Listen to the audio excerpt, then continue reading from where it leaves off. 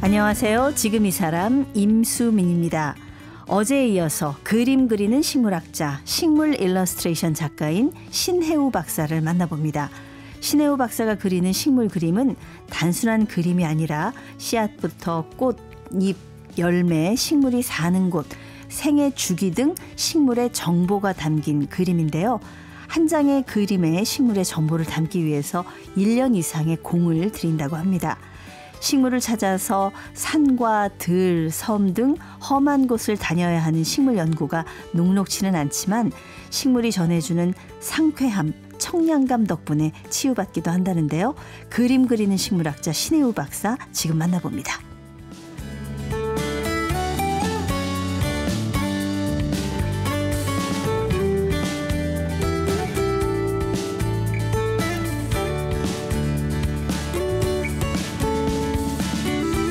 그림 그리는 식물학자 신혜우 박사님 함께 하셨습니다. 안녕하세요. 안녕하세요. 네, 어제 이제 식물 그림에 대한 얘기를 또 나눴어요. 뭐 세계적인 대회에서 그냥 한국인 최초로 3번씩이나 우승하시고, 네. 세계적으로 식물 분류학에서는 그래도 어느 정도 인정을 받으셨는데, 이게 사실 그 농사도 농번기가 있고 농한기가 있잖아요. 네. 식물학자들은 어떻습니까? 언제가 바쁘고 언제가 좀 한가한가요? 식물 분류는 야생 식물을 연구하고 그곳을 찾아가야 되기 때문에 실험실에 있을 때는 봄부터 시작해가지고 꽃이 많이 없는 이제 늦가을까지는 특히나 한여름에는 거의 산에 있다가 겨울이 되면 실험실로 돌아와서 갑자기 우리 실험실에 이렇게 사람이 많았나? 이렇게 느껴지죠. 그래서 바쁠 때는 여름인 것 같고요. 한창 식물이 엄청나게 자라는. 그렇지만 이제 겨울이 되면 또 열심히 실험을 해야 되기 때문에 그때는 그때 나름의 또 힘듦이 있는 것 같습니다. 한가할 데가 없네요. 올여름에는 미국에서 연구활동하시느라 바쁘게 보내셨다고 하던데 어떻게 보내셨습니까? 한 2년 반 정도 미국에서 연구하면서 저는 식물 분류 연구했지만 미국에 가서 식물 생태학 연구를 했고요. 좀 더 연구 범위를 넓히기 위해서 오히려 식물 분류학 할 때보다는 한가한 느낌은 있었던 것 같아요. 새로운 실험을 배우는 건 힘들었는데 이 식물 생태학 쪽에서 제가 난초 연구를 해서 그 몇몇의 종만 계속 모니터링하면 되는 거여가지고 그러니까 식물 분류학은 전체적으로 봐야 되는 거고 식물 생태학은 이렇게 포커스를 한 곳에 맞춰서 연구를 하고 여러 분야가 있는데 제가 있었던 실험실에서는 난초 연구를 하는 곳이어가지고요. 그래서 예전에 식물 분류학을 할 때는 뭐 어떤 산에 가서 그 산에 있는 모든 식물을 조사해야 된다 이런 것들을 많이 했는데 미국에서는 그렇지는 않았었습니다. 네네. 지금 뭐 스미소니언 연구실에서 연구원으로 연구를 하셨나 봐요. 네네. 그 스미소니언 하면은 뭐 박물관, 미술관, 연구소 이렇게 유명한 곳이잖아요. 여기서는 어떤 연구 활동을 하셨습니까? 스미소니언은 우리나라에서는 워싱턴 DC에 있는 자연사박물관을 많이들 아시는 것 같아요. 영화 때문에. 그런데 굉장히 큰 기관이고요. 그리고 말씀하셨듯 박물관, 미술관, 연구소를 아주 많이 가지고 있고 거의 국가기관인 거예요. 그래서 그중에서 제가 있었던 곳은 워싱턴 DC에서 1시간 정도 떨어져 있는 스미소니언 환경연구센터로 거기에 있는 그 환경 생태 연구를 하는 과학자들이 모여 있는 곳이고 일반인들은 들어갈 수 없는 그런 연구만 하는 곳이거든요. 거기에서 이제 난초와 공생하는 곰팡이 연구를 했습니다. 난초, 또 난초에 같이 살고 있는 기생이 아니라 공생하는 곰팡이. 왜냐하면 저희 지도 교수님, 한국의 지도 교수님이 권유를 하셨고요. 미국에 있는 저를 지도하셨던 연구관님과 서로 이제 알고 계셔가지고 한국에 이 난초 곰팡이를 전문적으로 연구하는 학자가 없습니다. 그런데 이제 난초가 자연 상태에서 살려고 하면 곰팡이가 없으면 싹이 트지도 않고요. 그래요? 생존을 할 수가 없어요. 그래서 그 연구를 할 사람이 필요하다고 해서 이제 가게 됐습니다. 어디 새롭게 좀 알아낸 것들이 있습니까? 거기에서는 이미 이제 세계적으로 난초 곰팡이를 가장 많이 보유한 곳이거든요. 그곳이. 예. 그래서 배울 게 너무 많았습니다. 사실은. 네, 예. 한국의 난초들의 곰팡이 연구가 안 되어 있으니까 네. 그것을 하면 좋겠다는 생각을 많이 했습니다. 네, 지금 집에서 난초 키우는 분들이 귀가 번쩍하셨을 것 같아요. 신혜우 박사님은 어떻게 이게 식물 분류학 이제 네. 연구하시는 식물학자가 네. 되셨는지요? 어릴 때 약간 운명일까요?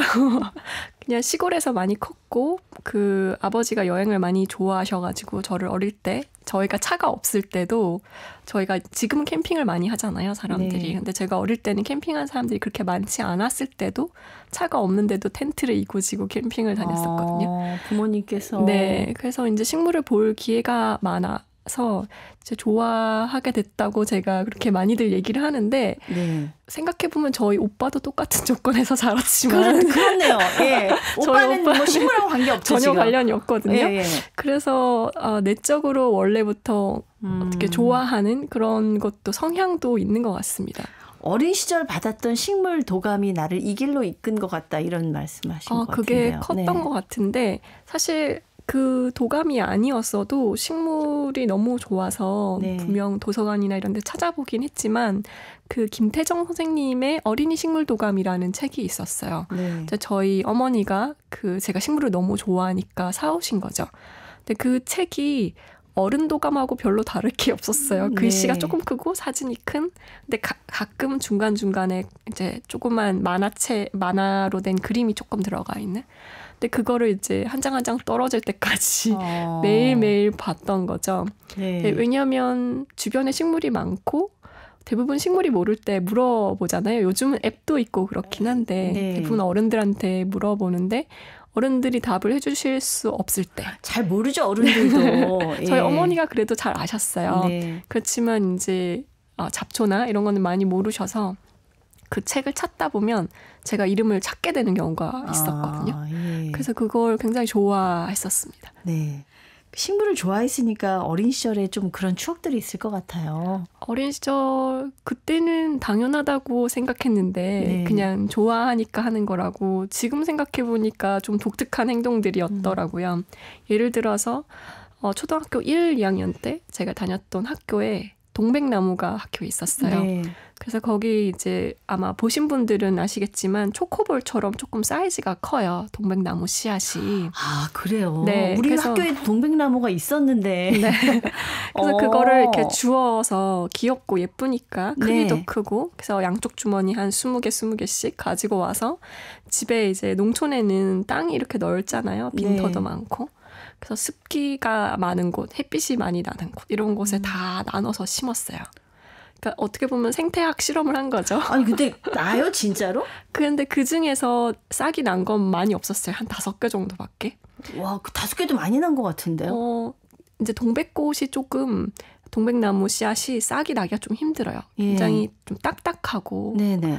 그리고 제가 너무 깊이 심었을 수도 있고 여러 가지 이유가 있겠죠. 네. 근데 5개가 나서 그중에서 3개 정도를 어머니가 화분에 옮겨 심어서 이사 갈 때 가지고 다니시다가 2개는 결국 얼어 죽었고 네. 하나가 지금 이제 저희 부모님 정원에 심겨져 있습니다. 진짜요? 네.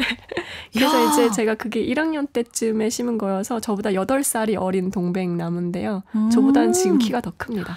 야, 그 동백나무 볼 때마다 아주 감회가 새로울 것 같습니다. 신기하죠. 사실은 제가 이제 독립한 이후에는 그 동백나무를 그 전에도 그렇고 어머니가 계속 키우셨기 때문에 네네. 그 나중에 어머니가 그거 심었다고 이렇게 얘기하셨을 때 예. 좀 놀랐습니다. 네. 그러니까 어렸을 때부터뿐만 아니라 친구들한테 이렇게 뭐 학교에 있는 식물들, 나무들 다 설명해주고 뭐 이런 역할도 하셨다던데. 네. 그걸 되게 좋아했었어요. 예. 그래서 예를 들어서 학교에 월계수가 있었어요. 그때 당시에는 그게 꽃도 피지 않고 잎만 이렇게 있고 그 학생들이나 선생님들이 관심을 갖지 않는 구석에 이렇게 자라고 있었어요. 예. 근데 저는 어릴 때 그 식물을 하나하나 뜯어서 냄새 맡거나 살펴보는 걸 좋아해서 뜯어서 냄새를 맡았는데 치약 냄새 같은 게 나는 거예요. 굉장히 상쾌한. 월계수 잎에서. 네네. 그래서 그 친구들을 한 명씩 데려다가 그걸 냄새를 맡아보라고 이렇게 했었거든요. 네. 근데 나중에 이제 그게 월계수라는 걸 알게 됐죠. 네. 야, 그때부터 어떻게 보면 뭐 식물 도슨트 같은 네. 그런 역할을. 근데 친구들한테 그런 거 설명해 주려면 공부도 많이 해야 되잖아요. 근데 그거는 그때 당시에는 공부라기보다는 체험으로 알게 되는 거잖아요. 그걸 뜯어서 냄새 맡고 하다가 이거는 냄새가 특이하네 라고 그런 식의 도슨트가 많았던 것 같아요. 어떤 책이나 논문을 보고 이렇게 진짜 과학적인 도슨트라기보다 내가 직접 먹어보고 냄새 맡고 이렇게 발견해가지고 현장형으로. 네. 예. 그 식물학자가 돼야지 이렇게 이제 생각을 하고 나서 사실 식물학과는 제가 우리나라에 거의 없나요? 있나요? 네, 한국에는 없습니다. 없죠. 네. 그러니까 보통 생물학과 이렇게 돼 있잖아요. 네. 예. 그래서 이제 어린이 식물도감을 보다가 제가 이제 유치원 1학년 때 어머니가 사주셔서 보다가 그 책이 너무 재밌어서 어머니한테 맨 뒤에 보니까 이제 그 쓰신 분의 사진과 이렇게 약간의 프로필이 나와 있었어요. 예. 그래서 어머니한테 이 사람은 누구야? 라고 물었을 때 저희 어머니도 잘 모르셨겠죠. 근데 도감을 냈으니까 뭐 식물학자일 거야 라고 얘기를 하신 거예요. 그래서 그때부터 이제 저의 첫 번째 꿈이 식물학자가 됐습니다. 근데 그 이후에 이제 식물학을 하려고 보니까 너무 모르겠는 거예요. 어디로 어떻게 가야 될지. 네. 그래서 저희 부모님 두 분 다 인문계시고 저희 부모님도 잘 모르셔가지고 근데 분명히 나는 야생식물을 연구하고 싶지 농학, 임학, 원예학은 아닌 거예요. 네. 그래서 찾다가 근데 저는 식물 말고도 모든 생물을 좋아했거든요. 그래서 일단 생물학과로 가자. 그러면 누군가 나를 도와주겠지. 라고 생각해서 생물학과에 갔는데 이제 식물분류학 실험실을 발견하게 됐고 거기에서 이제 1학년 때부터 그 실험실을 다니면서 이제 길을 잘 찾아가게 된 거죠. 네. 식물 분류학은 어디에 활용이 됩니까? 사실 완전한 기초 과학입니다. 네. 생물학에서 분류학은 가장 기초 과학이어서 어떻게 이용된다기보다는 지구에 있는 생물들을 발견하고 진화 계통을 밝히고 그래서 결국은 지구에 있는 식물들을 보전하는 데 목적이 있는 학문입니다. 그렇기도 하고 다른 모든 연구에 또 뭐 발판이 되는 맞습니다. 거겠네요. 예.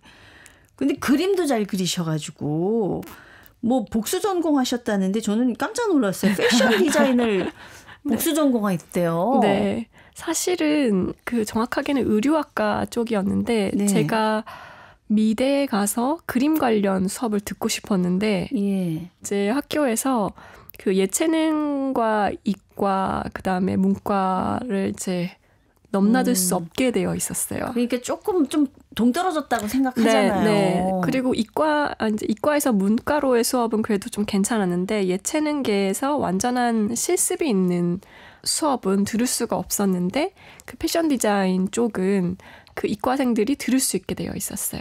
사실은 제가 그림과 미술 관련한 관심이 굉장히 많아서 그걸 들을 수 있는 것이 그거밖에 없었기 때문에 그거를 듣게 됐고 그런데 그게 좋은 영향을 줬어요. 왜냐하면 식물 실험실에 1학년 때부터 들어가 있었지만 가끔 패션 쪽에 너무 과제가 많았거든요. 과제가 너무 많아서 이제 패션 디자인 그림을 그릴 때 저희 지도 교수님께서 보시고 얘가 그림을 좀 잘 그리네 해서 지도 교수님이 그럼 식물을 그려볼래 해서 시작된 거였거든요.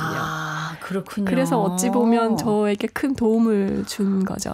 그림 좀 그리네? 네. 네가 좀 그려봐. 네, 이게 지금 굉장히 중요한데 이게 한국에서는 잘 없어. 이걸 한번 해봐라 해서 이제 시작하게 된 겁니다. 네.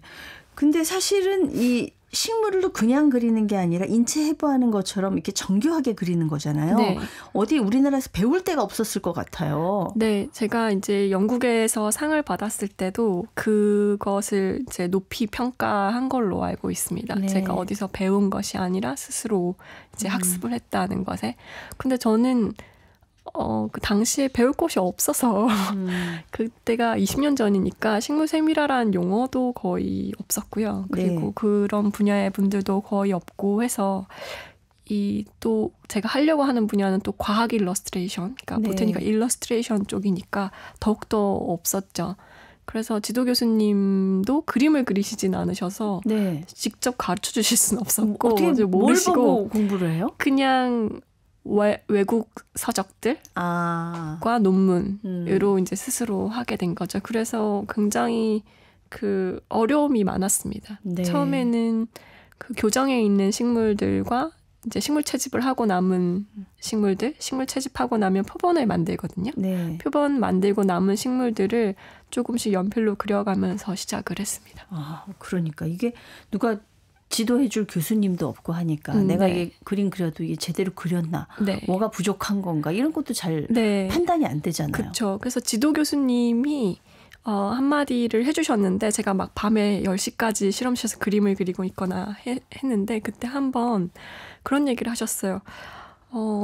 너도 나도 잘 모른다 이 분야를. 네. 그런데 만약에 네가 다른 방향으로 가고 있다면 그것은 네가 개척한 것일 거니까 그것도 굉장히 훌륭한 일일 것이고 좋은 방향, 그러니까 원래 맞는 방향으로 가고 있다면 그 또한 정말 좋은 일이다. 무엇이든지 3년 정도 열심히 하면 뭐가 되든지 된다고 하셨어요. 멋진 말씀입니다. 진짜 인사이트를 네. 주는. 네, 근데 그때 저는 그 말을 믿고 예. 그래 내가 잘못된 방향으로 가도 개척을 하는 거고 잘된 방향으로 가면 이 분야를 발전시키는 거고 그래서 열심히 했습니다. 네, 네. 네. 그래서 이렇게 세계 최고 자리까지 오신 거예요. 사실은 식물 연구하는 분들은 동물에 비해서 뭐 식물이 뭐 공격을 하지도 않고 그러니까 네. 이제 좀 평온할 것 같은데 그 식물 분류학이 아까 뭐 산으로 들로 다 다닌다고 네. 그러셔서 생각보다 굉장히 험한 일이라고 그러더라고요. 네. 식물 분류학 실험실에 있는 분들 만나보면 되게 산 사람들이에요. 약간 야인들 같은 분들도 계시고. 아, 산사람 같이. 네. 예. 그래서 험한 곳을 막 들로 산으로 다니니까요. 그리고 저 같은 경우도 한창 산에 많이 갈 때는 위험한 곳들도 되게 많았고 네. 어려울 때도 육체적으로 어려워서 이 전공을 계속 할까? 해야 될까? 이 생각도 할 정도로 네. 네, 산을 타는 일이 많았습니다. 아, 그렇군요. 네. 그러네요. 좀 귀한 식물일수록 사람의 발길이 닿지 않는 곳 이런 데 있을 거 아니에요. 네. 그 멸종위기 1급, 2급 식물 환경부가 지정한 그런 종들 같은 경우는 정말 개체수가 많지 않아서 네. 그게 어떤 다른 실험실이나 국가기관에서 그 위치 정보를 준다고 해도 그 산에서 그 식물을 찾는다는 게 어떨 때는 이제 모래에서 바늘 찾기처럼 그럴 네. 때가 있어요. 근데 식물은 동물과 다르게 움직일 수가 없기 때문에 우리가 가야 되는 것밖에는 방법이 없죠. 그렇네요. 네. 네. 길이 없고 막 이런 오지 같은 데 가신 경험도 있으신가요? 대부분은 그렇게 가는 것 같습니다. 아이고. 네. 그렇고 제일 좀 네. 기억에 남는 곳이 있나요? 여러 곳이 있는데요. 네. 예를 들어서 사람보다 곰이 많은 러시아 캄차카 반도에 간다거나 그때는 근데 식물 채집을 막 많이 했던 건 아니었지만 네. 포수랑 같이 이제 갔었어요. 위험하니까. 아니 곰이 많으니까 네. 포수가 옆에 있어야 네. 되는. 와. 근데 그거는 그래도 좀 안전하게 갔던 것 같고 네. 국내에서 뭐 독도에 간다던가 작은 배를 타고 독도에 간다던가 아니면 뭐 어떤 가거도 이런 조그만 섬에 갔다가 꼭대기에 낭떠러지에서 떨어질 뻔했다던가. 보통 사람들은 뭐 입도하기도 날씨 때문에 힘들지만 가서 네. 한 30분 이 정도밖에 못 머무르잖아요. 그렇죠. 방파제만 갈 수 있죠. 네네. 근데 저희는 이제 동도 소도의 산을 넘어서 올라가야 부럽네요, 그거는. 네, 그건 좀 그런 경우는 되게 행운이죠. 오지 중에서도 네. 이제 환경 보호 때문에 일반인 출입이 금지된 곳에 들어갈 때는 행운이긴 한데 그만큼 위험한 경우도 많이 있죠. 그렇겠네요. 아니 이렇게 힘든 일인데도 네. 그래도 이제 좋으니까 네. 매력이 있으니까 하시는 걸 것 같은데 어떤 네. 매력이 있을까요? 전공을 할 때 학교에 다닐 때는 그 식물을 학위와 연구만을 가지고 온 학생들 같은 경우에 이제 힘들어하는 친구들이 있었어요. 네. 등산이 힘든 것도 있는데 이 종이 너무 많다는 것에 압박이 있는 거예요. 왜냐하면 우리가 만약에 하루에 거의 한 300개체 정도를 채집을 하거든요. 아이고. 근데 그게 하루만 끝나는 게 아니라 한 며칠에 이어서 해요. 그러면 그 채집한 식물을 모두 신문지에 눌러가지고 와서 건조를 한 다음에 표본을 만들어야 되는데 표본을 만들고 나면 그 종의 이름을 다 찾아야 되거든요. 네. 근데 뭐 잘 아는 식물도 있겠지만 도감을 보고 비슷한 종들 중에서 찾아야 되는 경우도 많고. 근데 그렇게 종을 여러 가지를 기억하거나 네. 찾아야 되는 것이 이제 훈련이 안 돼 있으면 너무 막막한 거죠. 그렇죠. 사천종을 그 도감 사천종이 다 들어가 있는 도감은 엄청 두꺼운 2권 정도 되거든요. 네, 네. 그거를 1페이지부터 찾아야 되는 거면 막막한 거죠. 네네. 그래서 그 중간에 그만두는 친구들이 있었어요. 근데 저 같은 경우는 오히려 반대로 그 지구에 너무 종이 많다는 것이 매력적이어서 이 연구를 계속 할 수가 있었던 것 같습니다. 네네. 네. 남들이 발견하지 못한 식물을 내가 발견하고 이름을 지어줄 때 굉장히 좀 짜릿할 것 같습니다. 우리 혹시 신혜우 박사님이 처음 발견한 뭐 이런 것들도 있나요? 한국에는 그 지리적으로도 그렇고 면적을 봤을 때 지금 이제 신종이 발견되기에는 너무 이제 다 이제 조사가 거의 다 완료가 됐고요. 대부분 신종이라고 할 수 없고 변종, 약간 좀 있는 종인데 조금 다르다. 뭐 이 정도일 것 같고요. 신종은 뭐 남아메리카나 아니면 동아시아 아니면 아프리카 이런 데서 계속 발견이 됩니다. 근데 저 같은 경우는 아직 신종을 발견하는 행운은 없었고요. 대신에 이제 다른 학자들이 신종을 발견할 때 그림을 그려주거나 도움을 준 경우는 많이 있었고 한국에서 이제 외국에 있지만 한국에서 처음 발견돼서 한국 이름을 지은 식물들은 있습니다. 아, 그래요? 네. 한국 이름을 지어준 거군요. 네. 어떤 식물이 있나요? 연등심붓꽃이라고 하는 식물 같은 경우는 외국에서 이제 아메리카에 있는 식물인데 제주도를 통해서 도입이 된 거예요. 그러니까 침략이 된 외래종인데 그것들을 이제 계속 살고 있었지만 그 종이 있다는 거를 이제 보고되지 않은 거죠. 그래서 학명이라고 하는 학술적인 이름은 외국에 원래 있기 때문에 있지만 한국에는 처음 발견된 거니까 한국 이름은 없잖아요. 한국 이름 연등심 붓꽃은 우리 신 박사님이 지어준 거라는 거죠? 와, 이거 진짜 영광이네요. 사실 저 혼자 이렇게 짓는 건 아니고요. 관련된 같이 연구하시는 분들, 그때는 그리고 이건 교신 저자로 저희 지도 교수님도 그렇고, 그래서 의논을 해서 이 종의 특성이 무언가, 등심붓꽃이라고 하는 종이 있었어요. 근데 그 꽃보다는 연한 꽃이 피기 때문에 이렇게 하자. 이렇게 해서 이름을 지은 것이 있습니다. 백록고사리라는 한국 이름도 우리 박사님이 지어주셨대요. 백록고사리는 외래종은 아니고 한국에 계속 살고 있었는데 안 발견된 거죠. 외국에도 있긴 한데. 근데 이제 자생하는 식물인 거예요. 연등심붓꽃은 외국에서 도입된 식물이고. 그래서 그거를 발견한 이후에 이제 한국 이름을 또 이제 같이 지은 거죠. 그 식물 상담도 직접 해주신 적이 있다고 하더라고요. 그 이야기를 책으로 내셨는데 이웃집 식물 상담소라는 책에 담으셨더라고요. 식물 상담은 또 어떻게 하게 되셨고 어떤 질문들을 많이 하시나요, 보통 분들이?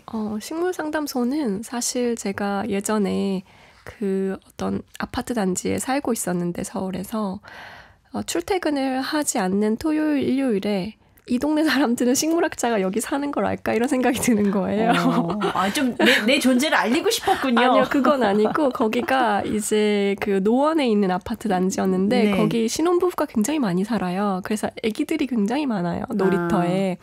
근데 그 아이들한테 식물을 알려줄 수 있는데 내 재능을 여기서 낭비하고 있다는 생각이 든 거예요. 그래서 그것을 알려주고 싶은 마음에 이걸 어떻게 시작할까 하다가 이웃집 식물상담소라고 하는 컨셉을 생각하게 됐고요. 그러고는 이제 그것을 실천을 해보려고 한 2년 반 정도 토요일에 이제 전시장이든지 아니면 아는 분이 이제 서점을 하시는데 서점에서 장소를 대여해 주시기도 하셔서 거기서 그 무료로 예약을 하신 분들에게 어떤 것이든지 식물에 대해서 물어보면 상담을 1시간 동안 해드리는 거예요. 재능 기부를 하셨군요. 그래서 그게 2년 반 동안 하다 보니까 조금 알려지게 됐고 출판사에서도 이제 한번 이 책으로 엮어보자 해서 하게 된 겁니다. 어떤 질문을 제일 많이 하세요? 제일 많이 하는 질문은 당연하게도 왜 제 식물이 죽나요? 그래, 이거죠. 맞아. 네. 꼭 죽어나가는 집이 있어요. 네, 네. 예. 내 손만 닿으면 죽는데 네. 어떤 분은. 왜 그런 거예요? 네. 근데 이제 만약에 그 식물을 사셨던 꽃집이나 이런 데 물어보시면 아마 뭐 과습이에요. 그래, 뭐, 물을 너무 많이 줬어요. 네, 아니면 뭐 햇빛에 놔두셔야 돼요. 이런 얘기를 하겠지만 저는 식물학자니까 네.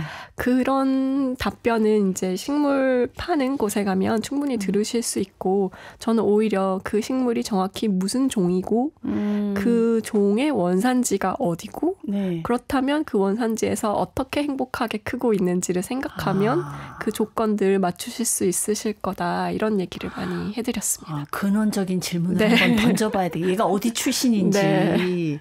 그렇네요. 사실 요즘 이제 뭐 식물 연구랑 좀 다르겠습니다만 채식 열풍이잖아요. 어떻게 보면. 네. 네.